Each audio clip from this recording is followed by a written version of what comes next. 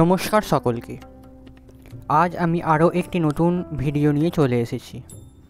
এই সিরিজের নাম শ্রীমদ্ ভগবদ্ গীতা যথাযথ। প্রতি শনিবার একটি করে ভিডিও আসবে। এই সিরিজে আমি আপনাদের বলবো শ্রীমদ্ ভগবদ্ গীতার প্রত্যেকটি শ্লোক এবং তার বাংলা অর্থ ও তর্জমা। প্রথম অধ্যায়ে অর্থাৎ বিষাদ যুগে যুদ্ধক্ষেত্রে অর্জুন তারই নিকট আত্মীয় স্বজনকে প্রতিপক্ষ হিসাবে দেখে আত্মীয় স্বজন হত্যার মহাপাপ তাকে আচ্ছন্ন করবে এই ভেবে তার ধনুক পরিত্যাগ করে রথের উপর বসে পড়েন। দ্বিতীয় অধ্যায়ে অর্থাৎ সাংখ্যযোগে অর্জুনের ভুল ধারণাকে দূর করার জন্য শ্রীকৃষ্ণ অর্জুনের মনের সমস্ত শঙ্কার এবং সব প্রশ্নের উত্তর দিয়েছিলেন।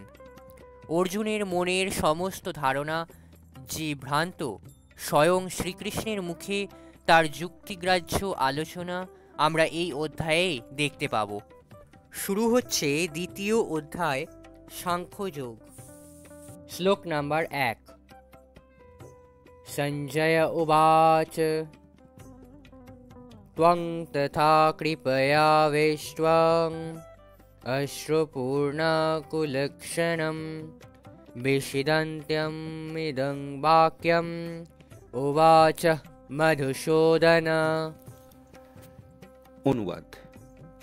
সঞ্জয় বললেন, অর্জুনকে এভাবে করুণার্দ্র, ব্যাকুল ও অশ্রুসিক্ত দেখে মধুসূদন শ্রীকৃষ্ণ এই কথাগুলি বললেন। তাৎপর্য: জাগতিক করুণা, শোক ও চোখের জল প্রকৃত সত্তা সম্বন্ধে অজ্ঞানতার বহিঃপ্রকাশ। শাশ্বত আত্মার জন্য করুণার অনুভবই আত্মোপলব্ধি। এই শ্লোকে মধুসূদন শব্দটি তাৎপর্যপূর্ণ। শ্রীকৃষ্ণ মধু নামক দৈত্যকে হত্যা করেছিলেন এবং এখন অর্জুন চাইছেন অজ্ঞতারূপ যে দৈত্য তাকে তার কর্তব্য কর্ম থেকে বিরত রেখেছে তাকে ভগবান শ্রীকৃষ্ণ হত্যা করুন। করুণার প্রয়োগ কোথায় হওয়া উচিত তা কেউই জানে না।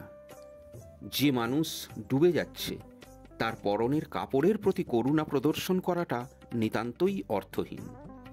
যেমন ভবসমুদ্রে পতিত মানুষের বাইরের আবরণরূপ স্থূল জড় দেহটিকে উদ্ধার করলে তাকে রক্ষা করা হয় না। এই কথা যে জানে না এবং যে জড় দেহটির জন্য শোক করে তাকে বলা হয় শূদ্র বা অনর্থক শোকাতুর। অর্জুন ছিলেন ক্ষত্রিয়, তাই তার কাছ থেকে এই ধরনের আচরণ ছিল আসাদিত।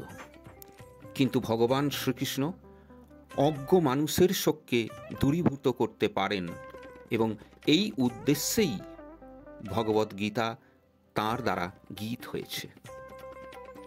এই অধ্যায়ে জড়দেহ ও চেতন আত্মার সম্বন্ধে আত্মতত্ত্ব উপলব্ধির বিষয়ে পুঙ্খানুপুঙ্খ বিশ্লেষণের মাধ্যমে উপদেশ প্রদান করা হয়েছে, যা পরম নিয়ন্তা ভগবান শ্রীকৃষ্ণ বিশদভাবে আলোচনা করেছেন। কর্মফলে নিরাসক্তি এবং আত্মতত্ত্বে প্রতিষ্ঠ হলেই এই উপলব্ধি লাভ করা সম্ভব। শ্লোক নাম্বার 2।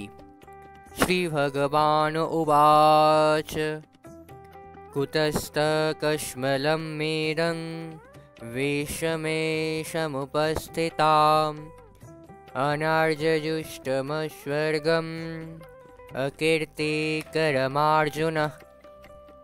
অনুবাদ। পরমেশ্বর ভগবান বললেন, প্রিয় অর্জুন, এই ঘোর সংকটকালে অনার্যের মতো এই সমস্ত কলুষতা কিভাবে তোমার মধ্যে এলো? জীবনের মূল্যবোধ সম্বন্ধে জ্ঞাত মানুষের পক্ষে এ সমস্ত একদমই শোভনীয় নয়। তা তোমাকে ঊর্ধ্বলোকে উন্নীত করবে না, পক্ষান্তরে অপযশ প্রদান করবে। তাৎপর্য: শ্রীকৃষ্ণ ও পরমেশ্বর ভগবান অভিন্ন, তাই সমগ্র ভগবদ্গীতায় শ্রীকৃষ্ণকে ভগবান বলে সম্বোধন করা হয়েছে। ভগবান হচ্ছেন পরম তত্ত্বের চরম সীমা। পরম তত্ত্ব উপলব্ধির তিনটি স্তর রয়েছে।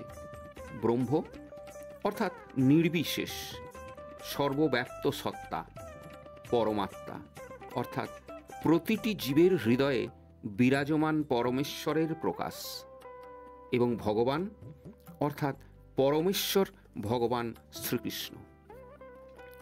ভাগবতেও পরমেশ্বর ভগবানের অনেক অবতারের উল্লেখ আছে, কিন্তু সেখানেও শ্রীকৃষ্ণকে আদি পুরুষ ভগবান রূপে বর্ণনা করা হয়েছে, যার থেকে বহু অবতার ও ঈশ্বর বিস্তার লাভ করেন। তাই শ্রীকৃষ্ণই আদি পুরুষ পরমেশ্বর ভগবান, পরম তত্ত্ব, যিনি পরমাত্মা ও নির্বিশেষ ব্রহ্মের উৎস। ভগবানের সম্মুখে আত্মীয় স্বজনের জন্য অর্জুনের এই শোক অত্যন্ত অশোভনীয়। তাই ভগবান তার বিস্ময় প্রকাশ করেছেন কুত শব্দটির মাধ্যমে, অর্থাৎ কোথা থেকে। এই ধরনের কলুষিত আচরণ একজন সুসভ্য আর্যের কাছ থেকে কখনোই আশা করা যায় না। আর্য শব্দটি তার জন্যেই প্রযোজ্য, যিনি জীবনের মূল্য বোঝেন এবং যার সংস্কৃতি আধ্যাত্ম উপলব্ধির উপর প্রতিষ্ঠিত। যে সমস্ত মানুষ দেহাত্ম বুদ্ধির দ্বারা পরিচালিত হয়, তারা জানে না জীবনের প্রকৃত উদ্দেশ্য পরম তত্ত্ব বিষ্ণু ও ভগবানকে উপলব্ধি করা।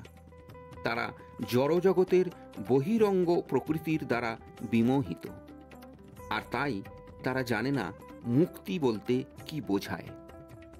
জগতের বন্ধন থেকে মুক্ত হবার জ্ঞান যাদের নেই, তাদের বলা হয় অনার্য। যদিও অর্জুন ছিলেন ক্ষত্রিয়, তবুও যুদ্ধ করতে অস্বীকার করে তিনি তার স্বধর্ম থেকে বিচ্যুত হচ্ছিলেন। এই ধরনের কাপুরুষতা অনার্যের জন্যেই মানানসই। কর্তব্য কর্ম থেকে এরকম বিচ্যুতি আধ্যাত্মিক জীবনে অগ্রসর হওয়ার পক্ষে সহায়ক নয়। এমনকি পার্থিব্য জগতেও কাউকে যশস্বী হওয়ার সুযোগ প্রদান করে না।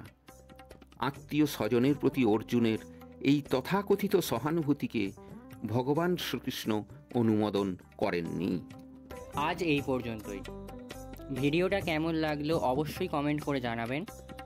ভিডিওটা ভালো লাগলে চ্যানেলটা সাবস্ক্রাইব করবেন, পাশে থাকা বেল আইকনটি প্রেস করে দেবেন, লাইক, কমেন্ট এবং শেয়ার করবেন।